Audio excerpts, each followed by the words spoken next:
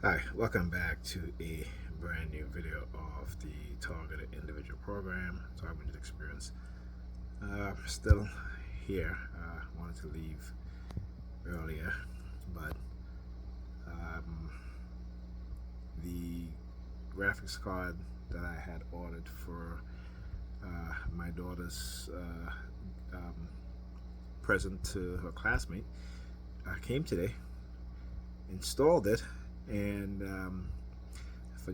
I forgot that those older AMD cards, those older AMD graphics card GPUs, um, cannot run it through the receiver to the TV. I had to plug it into the TV itself.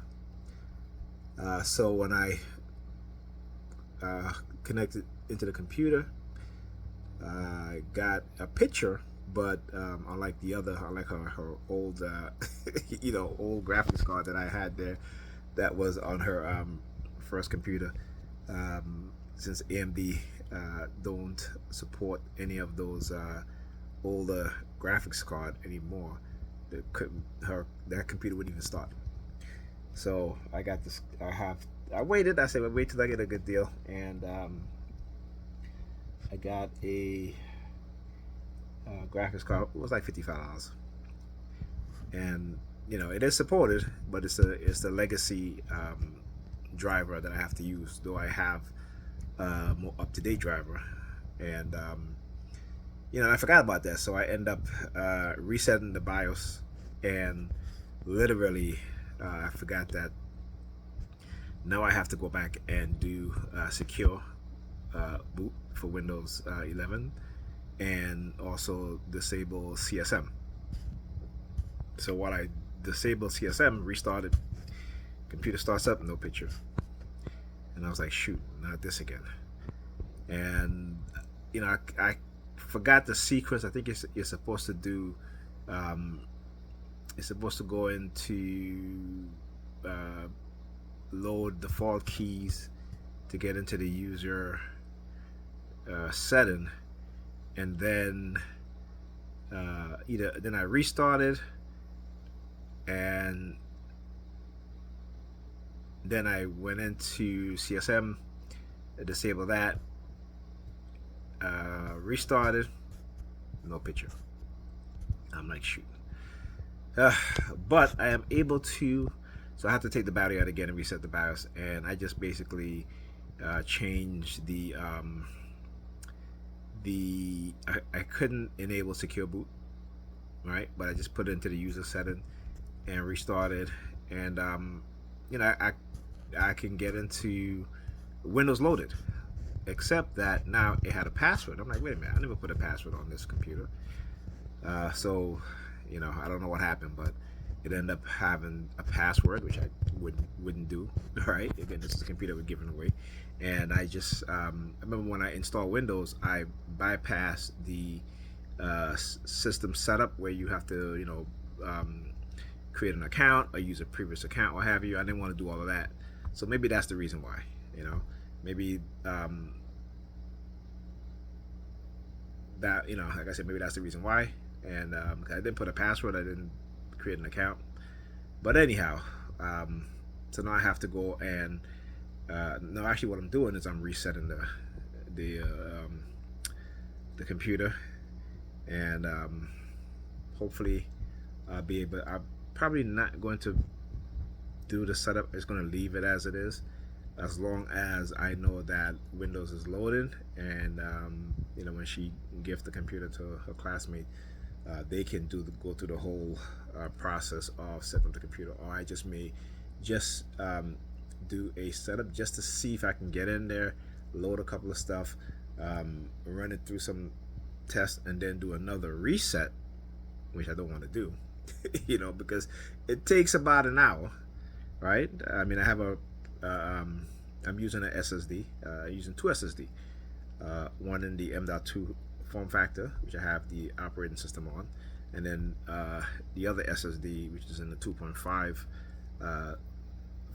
form factor, is which um, her classmate will um, install games, schoolwork, or what have you, such and such. I always like to do two drives. I mean, I think more manufacturers should do that whenever they're, particularly when you're, um, when you get a computer for a kid as a parent, make sure that the computer has two drives. Right, have a small drive for the OS system, no smaller than 500 gigabytes. You can get a 500 gigabyte drive for like 20 something dollars. So these manufacturers, I know they're getting the drives cheaper than that. So I don't see, they can even put two 500 gigabyte drive, one for the operating system and one for whatever files, games, whatever, such and such. Right, so they're going to do 1 terabyte. But never buy a computer with a 500 gigabyte drive or a 1 terabyte drive. That one is only one drive within that computer. Make sure you get a drive that has that separate drive for the operating system, and then an additional drive for storage. Okay, because when you have kids, kids will download stuff. They will download stuff. They will install stuff. And one thing that you don't want to do is have kids download all the stuff onto the operating system, because if the operating system is corrupted, right, from the file, what have you, or let's say they go into the operating system looking for a file that they downloaded and they can't find it, and let's say they accidentally delete stuff. So it's best to keep your kids out of the computer operating system. This is why two drives is important. So I never, unless I'm giving it to an adult, right? And I shouldn't say never, because I have given the computer only one drive, but it's for an adult, right? Or for an older person, right? So that's fine, But for kids, you have young kids who are 7, 8, 9, teenagers. It's always good to do two drives. I've always done that, So that's something that if you're a TI and you want to buy a computer, or get a computer with two drives. If you're on a laptop, that's fine. But I would suggest that you get an additional drive, because most laptops allow you to install two drives, right? Or get an external drive to store your files on, and make sure it's an external. You can do an external hard drive, which they're a lot cheaper. But if you're doing video stuff like that, make sure you get an external SSD drive. You can get an external SSD drive. They're about a little bit more expensive than traditional hard drive, but it's worth it, right? Because if you're doing videos, you want to have quick access to those files, and an SSD drive will be actually better.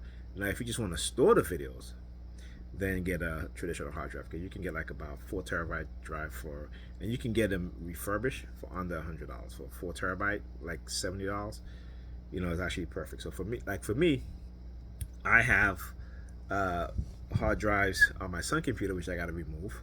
Okay, they're filled, so and these are traditional spinning hard drives. I got to remove them, but I need to get protective casings so that they, because they have these devices that they can just,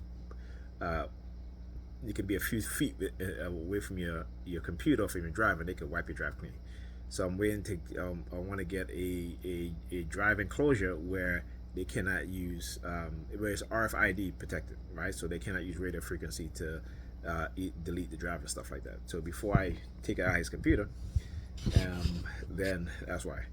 And then my computer at home, I have 5 drives on there, and I had a traditional hard drive, a spinner hard drive. I took out of there, and I need to get an additional 4 storage drive, because again, doing these videos takes up a lot of space. Even though the format that I do it in, the files are usually smaller, whereas before, and I wasn't even thinking about that. Whereas before, my files were like huge. Okay, so now I'm able to do a lot of videos on my phone with the storage space I have left, and transfer them onto my computer into the drives. Right now these videos are going onto a 2 terabyte drive, and that 2 terabyte drive is going to last me for about maybe the end of the year. Then I got to get another drive, so I'll take that one out, get some enclosure, and as TIs, you need to save your drives. Save your drive, particularly if you're documented. Save your drives. Okay, it's important. It's key, right? You can also, if you, like I said, if you don't want to get traditional hard drive because they're big and clunky, you can get a portable SSD drive, which is very, very small. So you can, throughout your targeting as the year go by, you can get these, or you can get the NVMe drive, which is like the size of a stick of a gum, and they have enclosures. Okay, so you can get your enclosures. When that drive is filled up, you get a RFID case, and you can just put them in there. But make sure that you have that you keep the plastic container that comes with your M.2 drives, right? Because it protects it, and then you can put them in like a hard casing, RFID protective casing, and you can have a lot more drives. Because like I said, they're very, very small. You can carry them around in the protective casing so that no one can use any sort of electromagnetic signal, radio frequency signal, to wipe your drive clean, right? Because that's what they'll do. Like I said, they don't want us to document what's happening to us, because again, the more people become aware of what it is that they're doing, it's harder for them to continue to do it. And if they do continue to do it, always remember that they're going to get false witnesses, people who's going to lie, right? They're getting paid, and they have no problem lying on you, because that is the mindset that they create within their members, their cult members, their snitches, right? And it gives them the incentive to lie by giving them money, okay, by paying them. Go to the Intercept, I think, no, the Guardian. They have a whole section on these declassified documents, or those documents that was from the Snowden leak and from other whistleblowers, and particularly look at the one that talks about the FBI use of civilian informant, even children. Okay, even children the FBI have on their payroll. So again, just like I said, people need to wake up to the reality of what's going on and what's really been going on. This has not just started, right? I talk about this where in the 70s you have the issue with a lot of cults, and since the CIA was engaging in mind control experimentation, stuff like that. So again, using psychological manipulation and even training people in psyops, psychological manipulation, to engage, to send them out in the public sphere to create cults, right? So they can do exactly what they're doing up until this day. All right. Again, which you gotta understand. And in the 80s, go look at the hearing on cults from the 1980s with Margaret Singer, right? And I forgot the other psychiatrist's name, right? And what happened? Midway through the hearing, they replaced her. I remember she was the world most renowned psychiatrist in terms of an expert in cults and coercive persuasion programming. And they say, "Oh, we don't believe you. There's no such thing," however. And they brought in two other psychiatrists to kind of try and discredit her and the other psychiatrists. So that's the extent that they will go through in order to hide what it is that they're going to do going forward, right? So anyhow, that's why I'm still here. I'm almost done though, and then I'm going to get out of here. They have Pam coming in again, looking at my Unk chain. They always do this, look at my Unk chain, and then she starts staring out the top of my head, and I'm just like, look, whatever, I'm like, whatever, man. So it's the same shit over and over again, like I said. But as TIs, you got to push on through, keep exposing, understand what it is that they're doing, right? And don't be surprised when they do something new.